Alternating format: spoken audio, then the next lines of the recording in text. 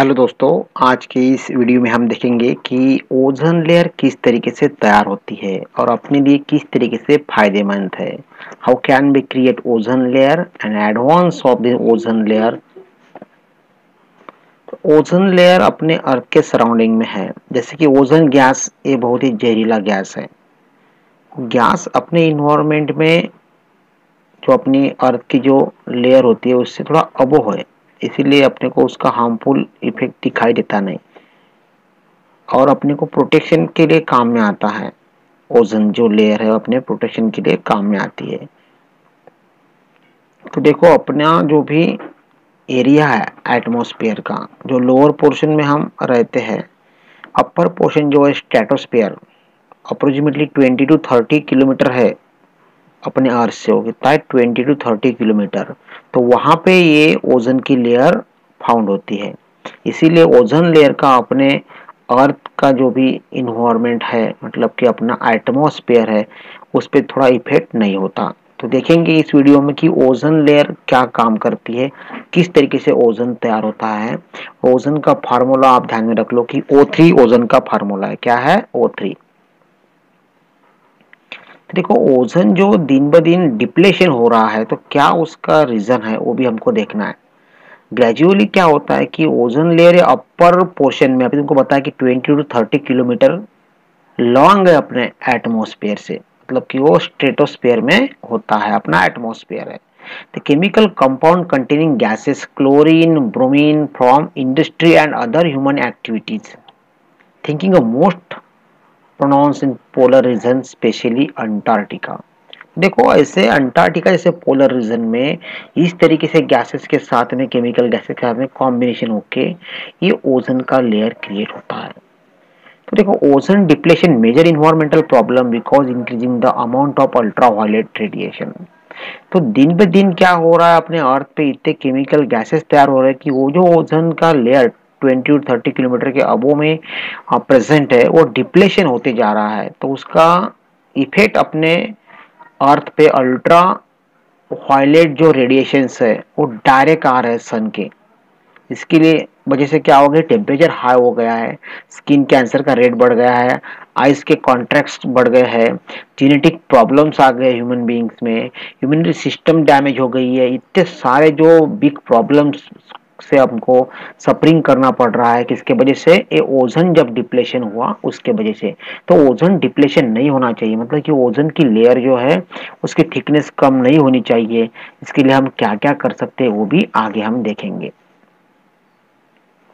तो देखो, ओजोन का जो प्रोडक्शन है किस तरीके से है, तो सन जो है, ये सन दिख रहा है तुमको, सन के पास से जो अल्ट्रा वायलेट रे आते हैं, मतलब कि अति तीक्ष्ण अति नील जो सूरज की किरणें हैं वो यहाँ पे आती है और अपने एटमॉस्फेयर में जो ऑक्सीजन प्रेजेंट है, मतलब कि O2, ऑक्सीजन मतलब कि क्या, 2 मॉलिक्यूल्स रहते हैं, इसलिए उसका फॉर्मूला क्या है, O2 है। तो उसको अलग अलग कर देता है, मतलब कि उसका जो भी कॉम्बिनेशन है, कंसिस्ट ईच अदर रहता है, उसको अलग अलग कर देता है वो।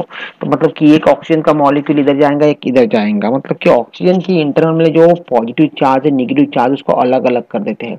तो ये अल्ट्रा वायलेट सभी ऑक्सीजन के मॉलिक्यूल्स को अलग करते हैं क्या? बिल्कुल नहीं। तो कुछ जो है ऑलरेडी O2 यहाँ पे प्रेजेंट रहते हैं। तो ये जो O2 का वो मॉलिक्यूल्स अलग हुआ है, वो क्या होता है, O2 के साथ में रिजॉइन करता है। क्या करता है? रिजॉइन करता है और O3 बनाता है। क्या बनाता है? O3। अभी O3 बन गया, मतलब ही ये अपना ओजोन बन गया। क्या बन गया? ओजोन।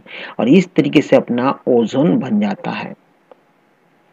तो देखो, स्ट्रेटोस्फेयर में ये क्रिएट होता है, तो ये बहुत ही है कि ultra violet light can be cause oxygen molecule to dissociate. तुमको अभी मैंने बोला कि ये जो देखो O2 था प्लस अल्ट्रा वायलेट लाइट के वजह से डिसोसिएट हो गया, वो रेडिकल्स में अलग अलग हो गया। तो अलग अलग होने के वजह से ही उसका जो भी पॉजिटिव होगा या ऑक्सीजन का निगेटिव होगा, उसके साथ वो रिजॉइन करता है, O3 बनाता है।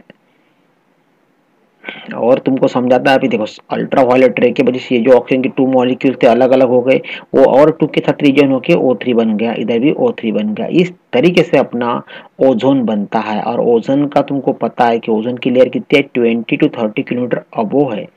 इसीलिए हमको उसका बैड इफेक्ट कम दिखाई देता है। एक्चुअली ओजोन भी एक जहरीली गैस की लेयर है, लेकिन वो लेयर अपने किस काम में आ रही है कि जो अल्ट्रा वायलेट रे आ रहे है उसको प्रोटेक्ट कर रही है। क्या कर रही है? प्रोटेक्ट कर रही है। देखो ये सिंबल बनाया मैंने मॉलिक्यूल्स का, और इस तरीके से ये क्रिएट होता है। तो मेन इफेक्ट क्या है कि यूज ऑफ द CFCs मतलब क्लोरोफ्लोरोकार्बन जो है वो डैमेज कर रहा है ओजोन के लेयर को।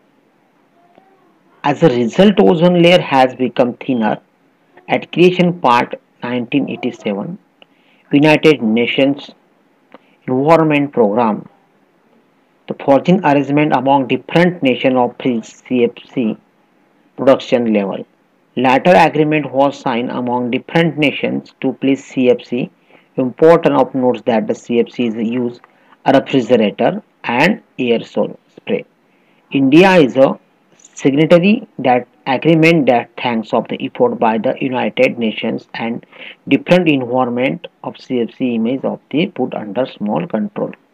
तो इस तरीके से अपना जो भी कंट्रोलमेंट है, ये फंक्शन क्या है कि ये प्रोटेक्टिव शेड जैसे काम करता है लिविंग बीइंग के लिए। लिविंग बीइंग को प्रोटेक्टिव शेड नहीं देगा तो उसकी स्किन जल जाएंगी। Ozone layer harmful ultra violet radiations को सन से जो आते हैं उसको कंट्रोल करता है। Damage to ozone layer can result in increasing the level of ultra violet radiation in our atmosphere. अगर वो लेयर डैमेज होगी तो एटमॉस्फेयर पे अल्ट्रा वायलेट रे है वो बढ़ जाते हैं और वो डेंजरस है अपने लिए। यही ये यूनाइटेड नेशन इन्वायरमेंटल प्रोग्राम ने जाना है, इसीलिए फ्रिज में जो CFC यूज करते थे वो अभी कम हुआ है, उसकी लेवल कम हुई है। एसी में CFC यूज करते थे क्लोरोफ्लोरोकार्बन, उसकी लेवल कम की है। और इंडिया में एग्रीमेंट करके हम जो मतलब कि ओजोन लेयर है उसको कंट्रोल कर रहे हैं। तो आशा करता हूँ कि आपको ये ओजोन जो है O3 ये अच्छे से समझ में आ गया होगा। Okay, thanks.